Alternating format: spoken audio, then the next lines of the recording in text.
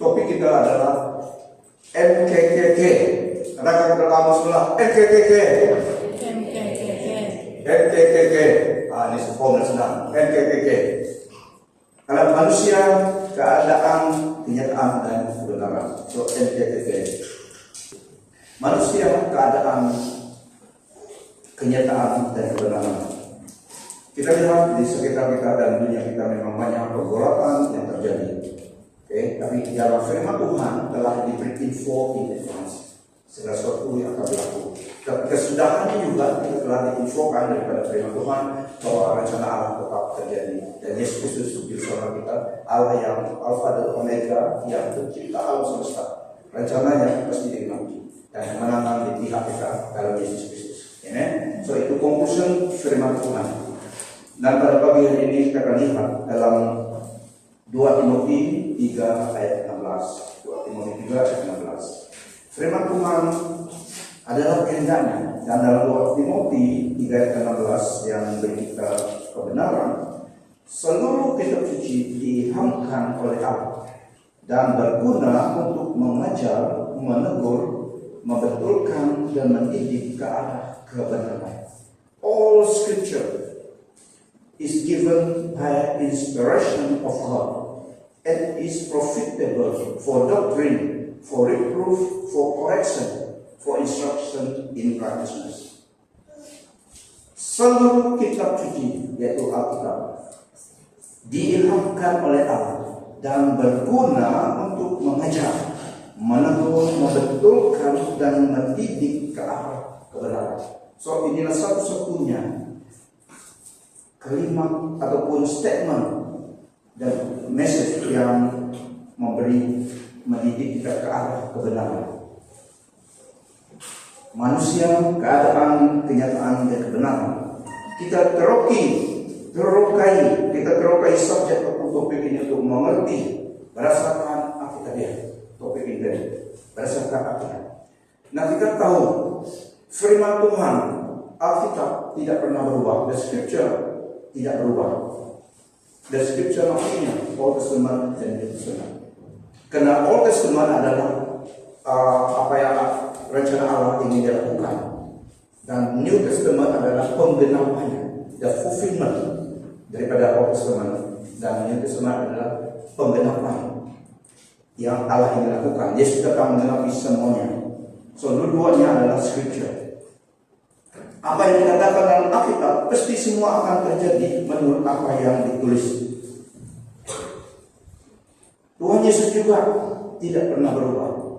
Jadi Scripture tidak pernah berubah, tapi digenapi oleh Tuhan. Dan yang kedua dalam Ibrani 13 ayat 82, firman Tuhan katakan Tuhan Yesus tidak pernah berubah, dulu sekarang dan sampai selama-lamanya. Keadaan dalam dunia berubah, manusia pun berubah. Yang boleh berubah, segala sesuatu dalam ciptaan berubah dan sentiasa silih berganti. Ada perubahan dan sejahatnya manusia itu dapat dirubah juga. Ini yang berubah. Dan keadaan dalam dunia ini berubah. Manusia berubah, segala sesuatu dalam ciptaan dapat berubah dan sering kali berubah.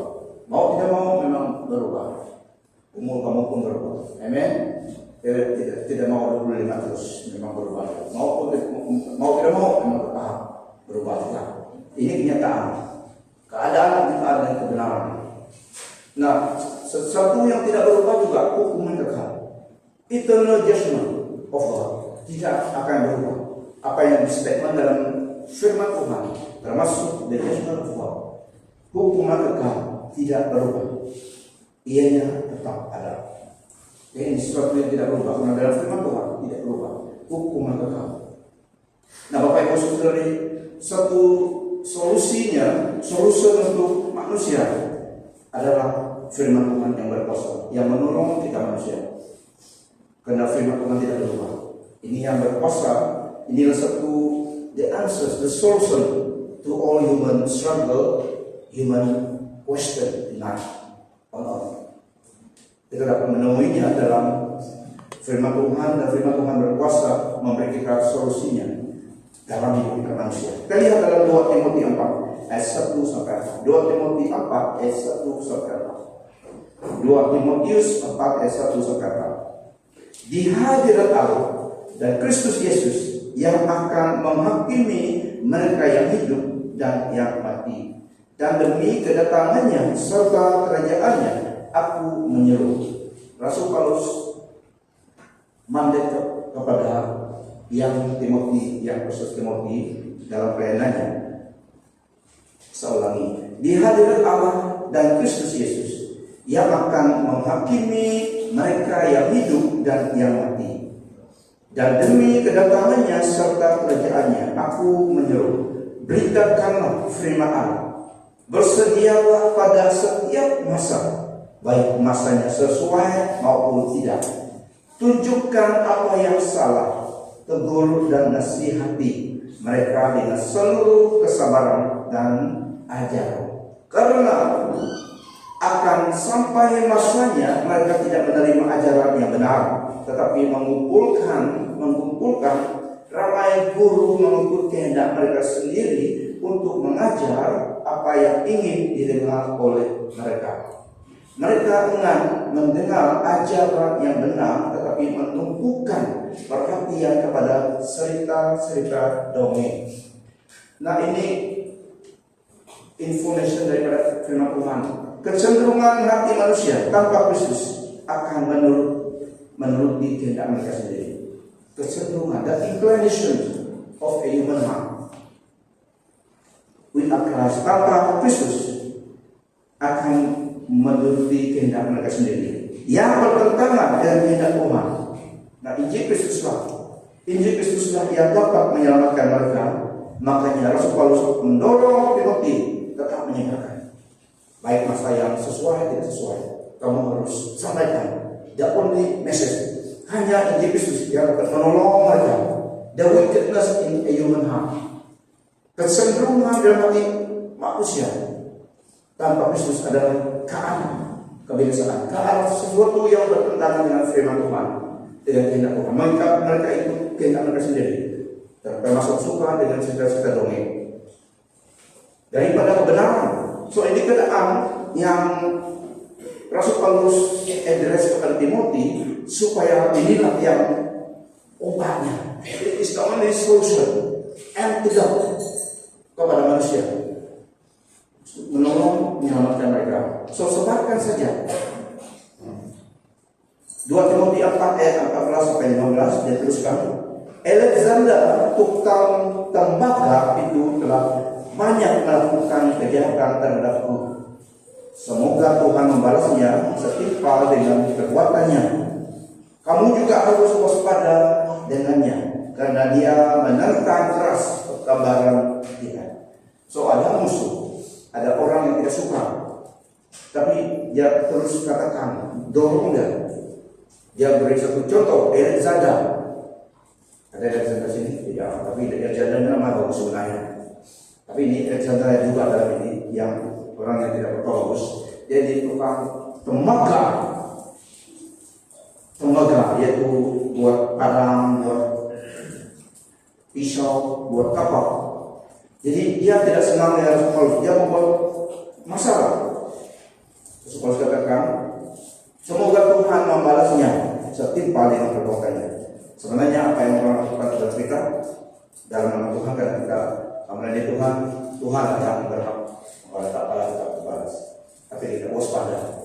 Okay? Yang kita lihat itu adalah perangkap kita terus jalan, kita tidak harus waspada, tidak ada kebiasaan. Tapi pembalasan biarlah Tuhan yang menentukan, dia di bawah. Dan Tuhan tidak Tuhan melihat semuanya.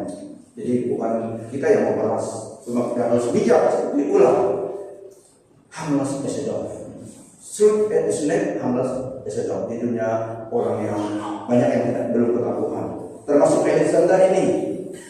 Nah, keadaan hati manusia tanpa Kristus cenderung ke arah penting diri dan kejahatan, tidak suka kepada kebenaran. Namun Injil Kristus harus disebarkan juga, sebab inilah satu-satunya solusi untuk hidup kepada manusia, menyelamatkan. Automatically, kecenderungan dan inclination of human heart without trust adalah keadaan itu. Karena itulah nature, human nature, harus boleh itu. Jadi Injil harus disebarkan juga, karena inilah satu-satunya antidote untuk itu. Ini satu-satunya obat ataupun solusi untuk masalah itu. Harus kau berikan. Jangan tahan, jangan sembunyikan, sebarkan untuk menolong, memberkati, menyelamatkan. Beritakanlah firman Allah, bersedialah pada setiap masa, baik masanya sesuai maupun tidak. Tunjukkan apa yang salah, tegur dan nasihati mereka dengan seluruh kesabaran dan ajaran. Karena itu satu-satunya. Kisah Rasul juga katakan 4:17. Tiadalah penyelamatan melalui sesiapa yang lain, karena tiada nama lain di bawah langit ini diberikan dalam kalangan manusia yang dapat menyelamatkan mereka. Nah, Bapak Ibu saudara-saudari, the one and only message yang memberi keselamatan, satu-satunya berita yang dapat menyelamatkan setiap orang yang percaya, harus ada tempat, harus ada ruang dalam kehidupan manusia. Pada setiap musim kehidupan, waktu senang, waktu susah, harus ada ruang, harus ada tempat dalam hati seseorang itu supaya menolongnya, menyelamatkan dan memberkati. Injil Kristus perlu dan harus disebar meskipun ada yang menolak dan menuju kepada kebinasaan, tetapi ada juga yang menerima untuk diselamatkan. So, penyebaran Injil adalah serious business. Amen. Between life and death. As far as Christianity is concerned, inilah serious business. Memisahkan manusia dari antara manusia. Divine destiny. So, serious business harus disampaikan, karena ini message yang untuk menyelamatkan ataupun untuk membinasakan. Seperti pedang yang tajam daripada pisau dua. So, sama ada menyelamatkan orang yang percaya dan juga membinasakan yang menolak Injil itu. Tapi harus disebarkan, karena inilah solusinya, satu-satunya solusi untuk manusia sebelum dia dalam anik-aniknya. So the only one and solution God provide for mankind is the gospel of salvation, Jesus Christ. Injil adalah Kristus, Kristus adalah Injil. Karena Injil itu revolves and Christ, berpusat kepada Kristus. Dialah essence of the gospel. Pointing to Him, and He is the gospel. He is the eternal life, is the Savior, is the salvation. Di dalam Dia, dalam nama Dia, dan Dialah Juru Selamat, Dialah hidup kekal. So, Injil Kristus perlu dan harus disebarkan meskipun ada yang menolak dan menuju kepada kebinasaan mereka, tetapi ada juga yang menerima untuk diselamatkan. Nah, saya katakan sebagai hamba Tuhan harus mengajar dengan benar, memberitakan, menyampaikan isi hati Allah berdasarkan firman Tuhan dengan sungguh-sungguh dan bukan sekadar menghiburkan, menyenangkan hati pendengar, tapi kandungan kebenaran itu to minister the word of life to the people, bukan to entertain. Entertainment lain is not for the church. Entertainment adalah menghiburkan tanpa kontennya yang menyenangkan, tapi hati senang, lucu-lucu tersenang. Ini yang manusia suka, tapi tidak dapat menyelamatkan. It don't go beyond the entertainment. Karena ada kontennya, ada kuasa Allah di dalamnya yang menyelamatkan. So, to minister, menyampaikan firman Tuhan harus sampai dengan benar, correctly, di dalam casting dan dalam form kebenaran. Amen. Supaya orang yang percaya diselamatkan, dan yang tidak percaya pun mereka juga yang menerima akibatnya, menerima blessing or the curse. But our business adalah menyampaikan dengan benar. Show yourself a workman, and prove unto God unashamed, rightfully dividing the word of truth. Kata firman Tuhan, ini adalah tertuju kepada orang percaya hamba Tuhan dan juga yang menyampaikan firman Tuhan. Correctly dividing the word of God. Jadi ini karena ini firman Tuhan yang menyelamatkan manusia, bukan lawak kita, bukan entertainment, tapi kebenaran firman Tuhan menyelamatkan. Tidak senang is okay. Hamba Tuhan menyenangkan hati Allah. Kalau hamba Tuhan itu, kalau kita orang percaya mau usaha menyenangkan audiens kita, harus masuk kita dalam entertainment business, bukan the gospel. Jadi itulah panggilan Tuhan. Dia suruh kita, hamba Tuhan dan juga orang percaya, apabila diberi peluang kesempatan menyampaikan firman Tuhan, bersaksi kepada orang, sampaikan firman Tuhan itu without compromise. Of course, sampaikan dalam kasih dan dengan right spirit, but firm. Pasti ada dua reaction. Ada yang menolak, ada juga yang menerima. So it's okay, it's the business between them and God. Tapi sampaikan dengan benar. Jadi kita sebagai orang percaya begitu, diberi peluang kesempatan menyampaikan firman Tuhan, menjadi saksi Kristus.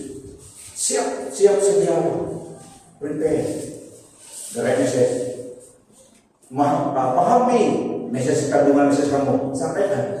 Tak banyak panjang, kalau perlu panjang, tapi yang penting ada kontennya, supaya menyelamatkan jiwa yang mendengar. Itu tujuannya, bukan menghibur mereka, tapi firman Tuhan juga menghibur.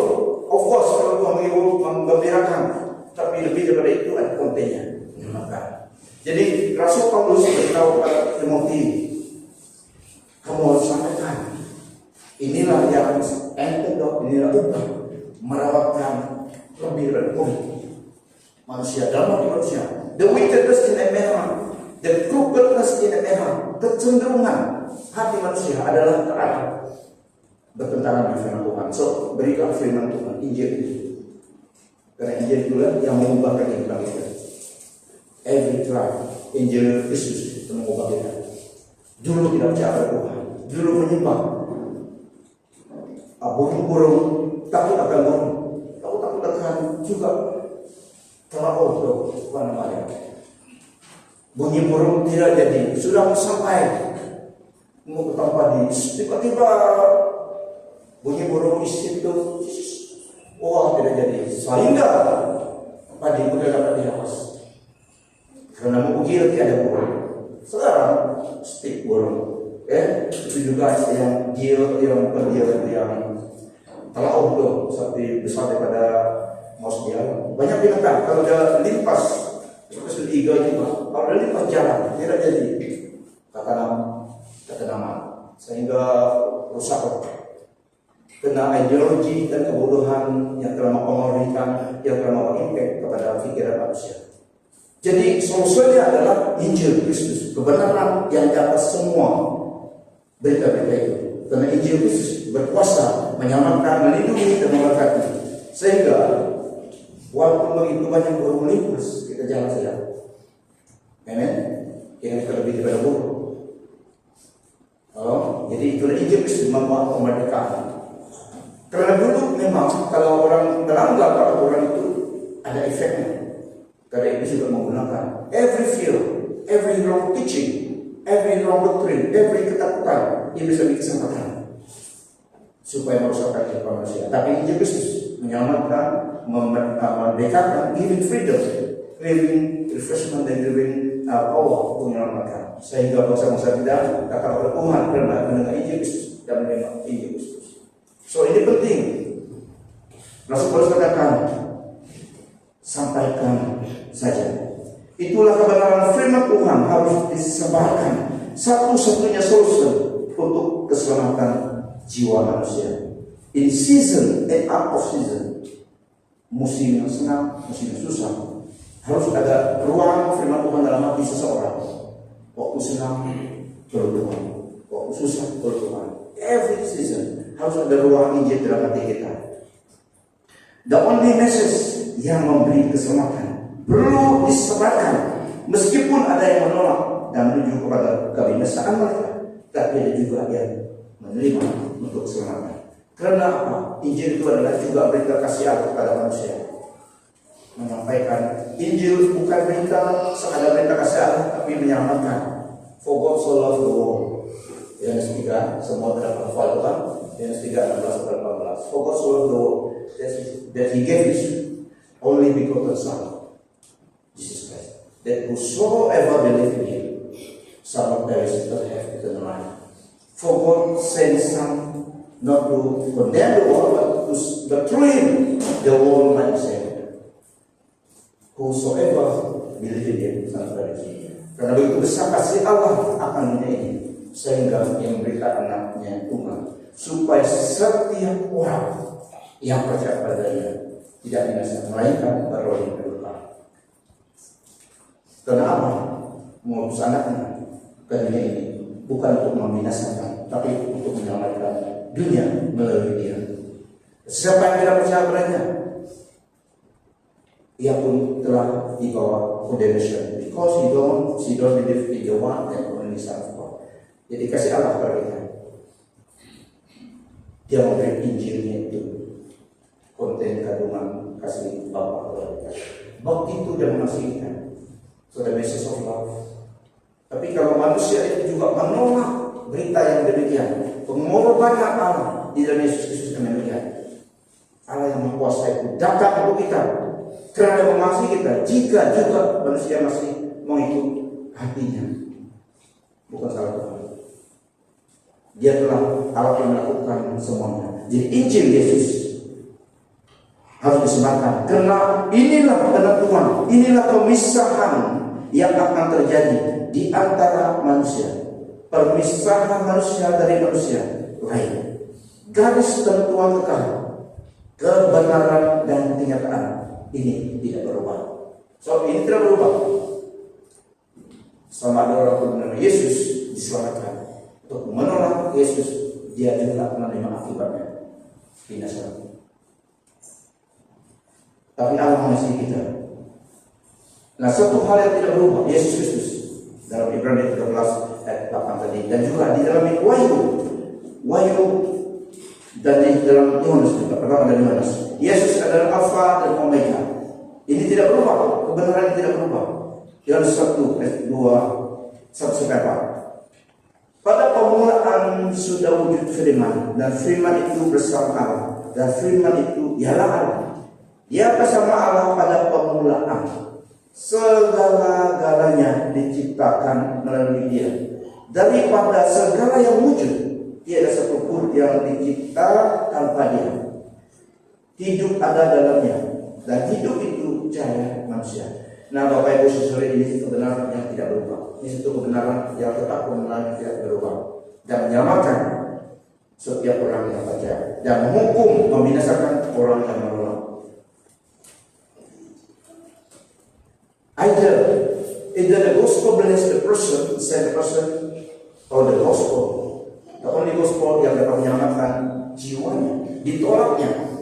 The same gospel, the same message, pesan Allah itu juga yang menghakimi dia. Itu last days. Because every knee must bow, every tongue confess Jesus Christ Lord. Yang diselamatkan juga yang tidak diselamatkan. So inilah Injil yang menentukan, memisah antara manusia dengan manusia yang lain. Nah, bagi kita yang telah percaya pada Yesus, karena masih ada jarak jauh dari kita. Pertama, keep the faith, pegangkanlah iman pada Yesus. Keep the faith, stay in Christ, abide in Christ, grow in the grace and knowledge of Christ. Ini yang membantu kita bertumbuh dalam kebenaran Yesus dan kasih karunia-Nya dan kebenaran dari Yesus. Pray Bible. Kalau sebelah, pray Bible. Makanan dari nafas hidup ini. Doa dan firman Tuhan. Karena firman Tuhan itu yang makanan rohani kita. Tidak banyak kos, tidak ada spa, tribun. Firman Tuhan. Jadi firman Tuhan juga mengatakan kita adalah manusia rohani. So untuk kita memberi makanan rohani kita harus firman Tuhan. Gali firman Tuhan, baca firman Tuhan, untuk rohani kita bertumbuh dengan sehat. So berdoa dan nafas rohani kita. So pray Bible. Inilah message yang setelah kita lakukan ini, kita dapat melakukan kehendak Tuhan yang lain. Tapi kalau kedua ini tidak lakukan, tidak dapat. So pray Bible. Itu simpel saja, tapi pengertiannya dalam. Itu menolong kita. So, satu ayat yang terakhir, dua ayat yang terakhir, 2 Petrus 3 ayat 18, hendaklah kamu semakin kukuh dalam kasih karunia Tuhan dan penyelamat kita Yesus Kristus, dan semakin mengenalnya, baginya kemuliaan sekarang selama-lamanya. Nah, ini tanggung jawab kita. Tanggung jawab kita supaya kita terus bertumbuh dalam pengenalan akan Tuhan. Saya ulangi 2 Petrus 3 ayat 18. Hendaklah kamu semakin kukuh dalam kasih karunia Tuhan dan penyelamat kita Yesus Kristus, dan semakin mengenalnya, baginya kemuliaan sekarang selama-lamanya. Amin. Yang terakhir, ayat yang terakhir, Roma 12 ayat 1 sampai 2. Ini tanggung jawab kita. Tadi pun tanggung jawab kita. Kita lah yang mencari Tuhan, kayak baca firman Tuhan. Pray Bible. Roma 12 ayat 1 sampai 2.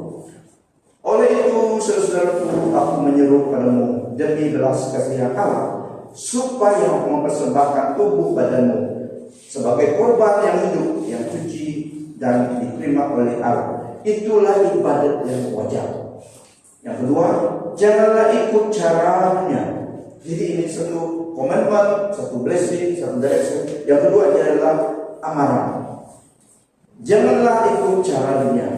Oke, so ini jangan ikut cara dunia. Maksudnya cara dunia yang sistem dunia yang bertentangan dengan Tuhan. Tapi dia yang mencenderungkan hati manusia. So janganlah ikut cara dunia. Sebaliknya berubahlah menurut pembaharuan pikiranmu. Pikiran kita dirubah dengan firman Tuhan. Senantiasa firman Tuhan yang membersihkan pikiran kita. Karena pikiran kita belum born again, roh kita yang born again. Nah itu tadi. Pikiran kita masih sama. Kita harus membawanya dengan firman Tuhan supaya dirubah ideologi dan mindset pikiran kita. Karena iblis menggunakan pikiran kita. Pikiran kita, kata yang lain adalah seperti battleground. Jadi kita harus kontrol pikiran kita dengan firman Tuhan, dengan damai Kristus. Jadi dalam ayat ini,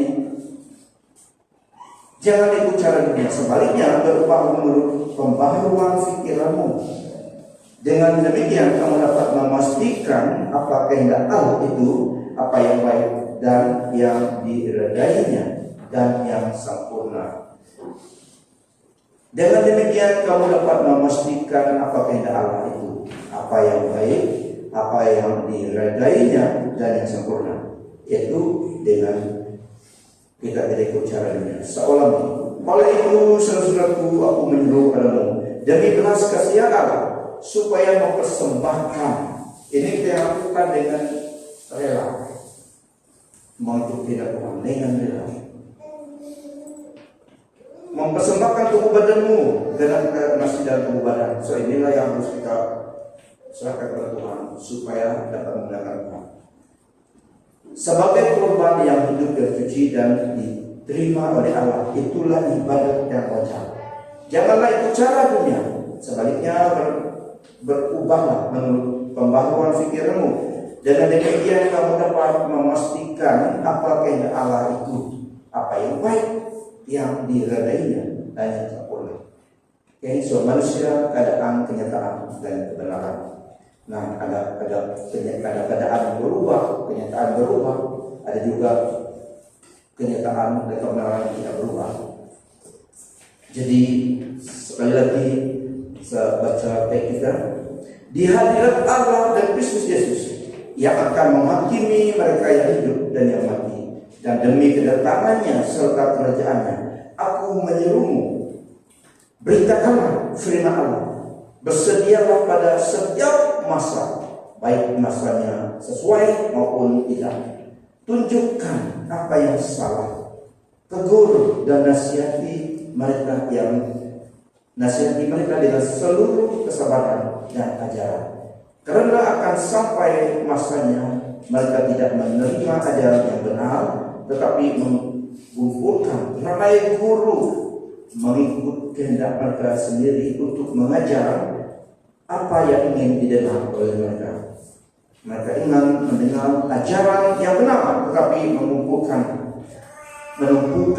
perhatian kepada cerita dunia. So, mandate kepada kita orang percaya kebenaran terus diselamatkan.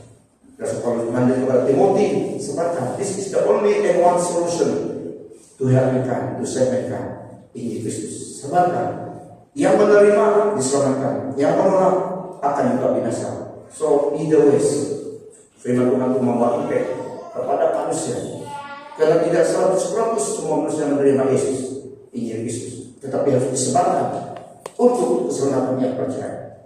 So disebarkan Injil itu tanpa kompromi dalam kasih dan firm dan ilang dalam kasih, karena Allah mengasihi seorang itu dan ini caranya menyelamatkan jiwa seorang itu. Dia beri dia message firman Tuhan. Apabila dia menerima diselamatkan, tapi jika dia tolak, dia yang menerima akibatnya. So either to save or to condemn, firman Tuhan. Tapi solusinya adalah the one and only solution untuk manusia, menolong supaya kecenderungan hati manusia itu diberi ajaran, diberi teguran, didikan firman Tuhan, menyelamatkan yang percaya, tapi juga membinasakan yang tidak percaya. Amin. Tapi Allah mengasihi kita dari firman-Nya supaya kita percaya diselamatkan. Berikan Tuhan bagi Tuhan Yesus, berikan dia firman-Nya.